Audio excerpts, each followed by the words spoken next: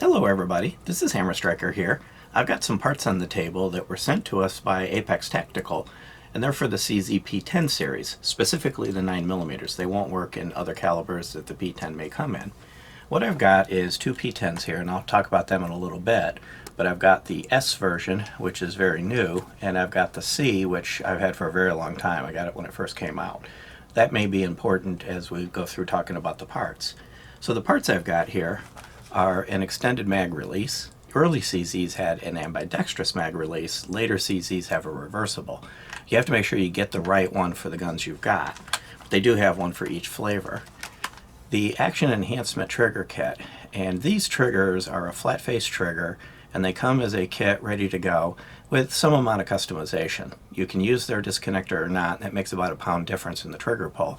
An important note, this back plate that's included for the slide is not decorative. It is actually a functional part, and you do have to use this for the kit to work correctly. Now, the part that may be important on this is it's designed for the latest trigger bar. In the CZ P-10, CZ's changed the trigger bar about 5 times. So, unfortunately, the trigger bar, I'll show you on this one, if I get a little bit of light in there, the trigger bar is up along the side of there as kind of a U-shaped or oval-shaped opening on it, and you can't get the version number of the trigger bar without removing it from the gun. So you have to take the gun apart to look at a little stamping. That's not Apex's fault, that's just the way CZ designed it, is that the stamping, the version stamping, is on the side that's hidden by the frame. So until I completely disassemble this gun, I won't know which trigger bar it has. You have to use the latest trigger bar in order for the parts to work correctly. I'm going to guess my P-10C does not have the latest trigger bar because it's such an old gun. And I'm going to imagine my S does. When I get them apart, I'll know for sure. And then the last thing they sent us is the Enhanced slide release. This comes in 2 versions. The Enhanced, and it's kind of hard to see in the case, but you'll know when I actually start the installation or do the video, you'll see it's got kind of a little contour to it. It's not as flat. It's easier to get a hold of, but it still sits relatively flush to the gun. And they've also got an extended one that's the same basic contour, but it comes further back. The slide release arm comes a little bit further back, and it's a little bit longer, easier to get a hold of with your thumb. So I'm going to put these parts in. They have excellent installation videos on their site, so I'm not going to duplicate the installation because I guess that's way too scary. So I won't be doing the install live on video, but their videos are top-notch as far as how to install it. So I'm going to be focusing on how well does it work, old versus new, and is it actually worth doing the upgrade? If the past experience I've had with Apex holds true, which I have a reason to believe it will, it's going to be worth it. Let's just do a quick check on the trigger on the P-10C. So the gun is cycled and it's clear. And I've got my trigger gauge. And I'm going to try to get as close to the center of the trigger as I can, but I do have to make sure that I fully depress this little toggle. Otherwise I'll get an inaccurate reading because it'll hang. So it came in at 6.15. I'll do another one and then just kind of get an average. So again, I'm going to come down and get that toggle, try to stay towards the center, 7.3. So I've got an average of about 6 pounds, 6.5 pounds, a little over 6.5 pounds, getting close to 7 pounds for the stock trigger with the very latest CZ trigger bar, the latest version of their trigger bar, which there's about 5 different versions of the bar from CZ. Well, the super scary part of putting these together has been done, and actually it's really not that difficult. The videos, as I mentioned, that they have on their website are excellent and detailed. And one thing you'll see with their videos, which is similar to what we do with install videos, is we try to not get out a whole bunch of fancy gunsmithing tools. We try to do our installations with tools that you're likely to have at home, or maybe a few tools that you have to buy, but not getting too exotic. So in the case of their videos, they use a roll of painter's tape as an armorer's block. So when you see that, don't let that turn you off on the quality of their video. They're actually doing that on purpose, because if you have to buy a couple $100 worth of gunsmithing tools to do the job, it's going to kind of deter you. So it can be done mostly with simple tools. So got it put in, took it to the range, and the parts that are in this gun are the Apex Enhancement trigger, and I got these things backwards, the cases that they're in. The mag release is actually in this case. The Enhanced slide release, I put them back together in the wrong boxes, the old parts, so these are the original parts. So the slide stop slide release, the Enhanced slide release, which is in this package right here, I installed their part. That's the easiest part to come in. Once you've got the gun apart, it just snaps on. There's a little more work in doing the fire control group, but actually it's not that difficult. And I did mention in the intro to the video, before I did the work, I'd filmed that while the gun was still completely stock, that you have to use their backplate on the slide. I think technically it'll function without it, but it won't function anywhere near as well. What that backplate does is it holds the striker in a specific position, and their adjustments change that position a little bit to optimize the trigger. It's easy to do. They've got detailed instructions on their website on how to do it. So if you buy the kit and you've got the gun apart to the point that you can change the trigger, go ahead and change that backplate and you're going to get the ultimate experience. The only other thing that is worth considering is their disconnector. You can skip that if you want. It'll make about a half to a pound difference in the trigger. But to change the disconnector is actually really easy. The hardest part of changing the disconnector is getting the whole thing apart to get it to where you can do the trigger. The disconnector is very easy to do at that point. If you do it and then you're not happy, if you don't do it and you're not happy and you go back, you got to take the whole gun back apart. So just do that while you're in there and you'll get the ultimate trigger, which, by the way, the trigger on this thing is awesome. So let's move on with the video and start actually looking at the trigger, move some of these parts aside. Oh, one other quick note before I go. The magazine release, which is in here, came in that box. This is the factory magazine release, but I didn't put it in this gun for a very simple reason. The one that I received is the one for the reversible magazine catch. This P-10C that I did the trigger on is one of the early first P-10Cs. I got this when they first hit the market, and they've got a ambidextrous magazine release from the factory. So the particular part that I have won't fit this. They're not interchangeable. They do make one for this, so if you've got the ambidextrous one, just make sure you order the right part. But I happen to have a P-10S, and all the P-10Ss have the reversible. There's a little hole in it, and you can reach in there and move some parts around and swap the magazine release. So I did this. I did their magazine release. So you'll see that it protrudes a little bit more than the factory one, which is on this gun. It is made of steel instead of polymer. It's nicely rounded and beveled, so it's not going to bite into you. And it's got a nice texture on it, so your finger's not going to slip off it. And it actually works quite well. And it is reversible. So you, just like the factory one, you can put it in either left-hand or right-hand orientation. The design from CZ on changing this is kind of both innovative and kind of clunky at the same time. There's a pin inside here, and by the way, you can do the magazine release with just a field strip, but you reach through here with a tiny pick or a punch or a small screwdriver and push a piston out of the way. It's kind of clunky because you can't see in there, so you can't tell if you're catching the retaining pin or if you're catching the piston. And that's not an Apex design, they're just following the factory design. But I did find that getting the Apex part in once I got the factory one out was very, very easy. This comes in a couple different flavors, different lengths depending on which style you want, whether you're looking for carry or competition. And again, as I mentioned, it comes in the reversible as well as the ambidextrous. Just make sure you buy the right one for the gun that you've got.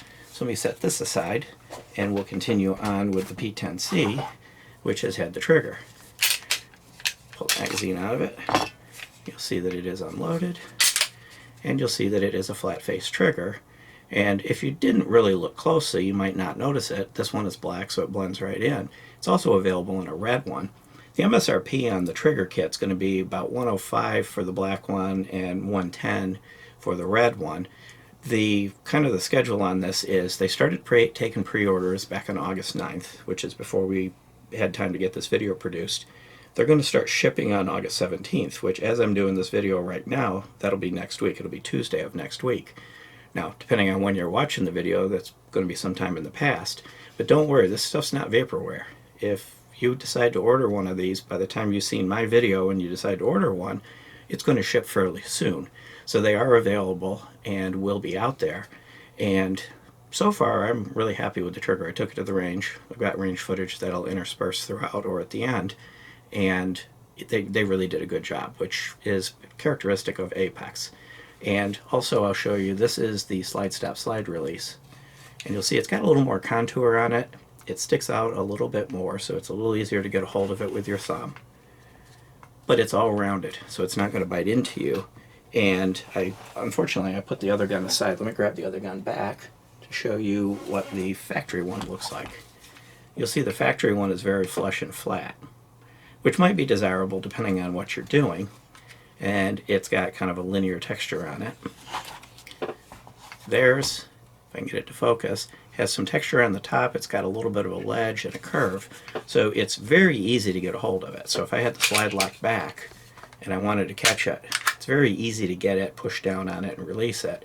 Sometimes the ones that are real flat can be difficult for, especially if you have weaker hands, to get a hold of it to push it down. It's a nice, robust steel part, and it is ambidextrous, and both of them work equally well. There's no difficulty with either one of them working. And by the way, the only reason I'm holding the slide, I'm not helping it, I'm just preventing it from slamming closed. When I release it, I was releasing it entirely with their release. So it's a really well machined, very smooth, contoured, and easy to use part. Typical of everything I've had with Apex. It's just top notch. They just do everything well, and they research everything. For example, and I'll tell one more little story before I get into measuring this trigger, they've drop tested this gun. Actually, probably more than most OEMs. They've dropped it in about 27 different orientations from 6 foot. They did it at room temperature, which is pretty typical, but they also did it at sub-zero temperatures, minus 10 to 20 degrees Fahrenheit. What happens at those temperatures is plastic parts get brittle, metal parts get brittle, and metal parts contract. So you're more likely to have a malfunction related to tolerances at those temperatures. And they also did it at 120 to 150 degrees, at a temperature at which plastic parts get soft, things will flex. Now you might think I'm never going to have my gun at those temperatures. Well, if you're up north in the winter and you have your gun in your car, you might easily have it at those sub-zero temperatures. And if you're in Florida and in the summer, it'd be very easy to hit the 120 plus. So they didn't skimp on the engineering, the analysis, and more importantly, the drop testing. So when you're done putting their trigger in, the gun is going to at least be as drop safe as it was before. And their changes, their equipment will not change that. One of the drop tests I saw, they kind of dropped it like this in the cold, and it hit, and it actually jammed the slide forward about a 1/4 inch. So it either broke something internally on the gun itself, or it may have just hopped the takedown pin. But it still didn't go off. But at that point, that's a pretty serious impact if it could jam the slide forward. Jamming it back's easy, it's meant to go that way, but it's not meant to go forward. So they weren't even gentle in their drop testing. They really went at it to make sure that it was safe. So let's get to the part you're actually all waiting for. So make sure that it's cycled and ready to go. So I'm going to try to center it. I'm going to bring it up from the bottom, catch that toggle, reset it, and pull it. And I got 3 pounds, 15 ounces. I'm going to do it again. It's a little difficult to get these flatter triggers because you do have to get that toggle depressed or you won't get an accurate reading. That one's not going to be accurate. That came up 5 pounds, 6 ounces, but I slid off the toggle. Now, don't let the fact that that toggle is there deter you. When you're firing it normally, your finger very easily depresses that. The problem I'm running into is with a little bit of a roller on here, and I got 4 pounds, 2 ounces. So what you're looking at is roughly a 4-pound trigger, and of course the weight is one piece of it. The other piece of it is the smoothness. So notice that toggle, pretty much as soon as I touch the trigger, it's gone. So the fact that I was having trouble with the gauge does not mean you're going to have any trouble with this in the real world. And you can see there's a whole lot of clearance off the frame. So it's not even going to hang up on the frame, which happens with some guns. So the toggle's gone, it's not hung up on the frame. There's the take up. You're back here to a wall, and then it breaks. And the reset, right on the wall, and it breaks. Now, one thing with the disconnector versus non-disconnector, if you use their disconnector, you get a little bit longer, softer wall. If you use the factory disconnector, you get a little shorter, crisper, harder wall. Tune it to your tastes, depending on whether you put their disconnector or not in. Without the disconnector, it's a little heavier, but it's a sharper wall if that's what you like. With their disconnector, it's a little lighter, but a little bit longer wall. And again, nice short reset right on that wall, and then that's about the total travel. Really, really nice trigger. One of the things I found with this trigger is at the range I was able to pull very nice groups with it. You'll see it's very smooth. It's very comfortable on the finger. fits the finger nicely. That toggle is soft enough on the spring to just disappear without biting into your finger. And I shot this quite a bit at the range, enjoyed it, and didn't have any amount of trigger bite or anything else. Overall, it's an awesome trigger. And the thing with them and some of the triggers they do, this gun started with a decent trigger. And a lot of times they'll make kits for guns that have good triggers. Well, if you got a gun that has a good trigger, the bar's set higher. It's harder to make a good trigger better than it is to make an abysmal trigger better. If you got a really lousy trigger, pretty much anybody can make it better. But if you start with a good trigger, like this gun and many others that I've got their triggers for, it's really difficult to make it much better, and they make it significantly better. So really, I do think this trigger is worth it. So I do want to thank Apex for sending us this trigger kit. It's called the Action Enhancement Trigger for the CZ P-10. This fits the C, the F, and the S, but it only fits the 9mm variants. So it's really, and it also doesn't fit the micro, which I haven't seen one of those yet, but it's really the compact, the full size, and the S, the subcompact, which I was showing you earlier. And then this extended enhanced slide release, which fits any of the P-10C, F, and S models as well. And the extended mag release, this comes in a couple flavors, and then of course make sure you order the one that fits your gun.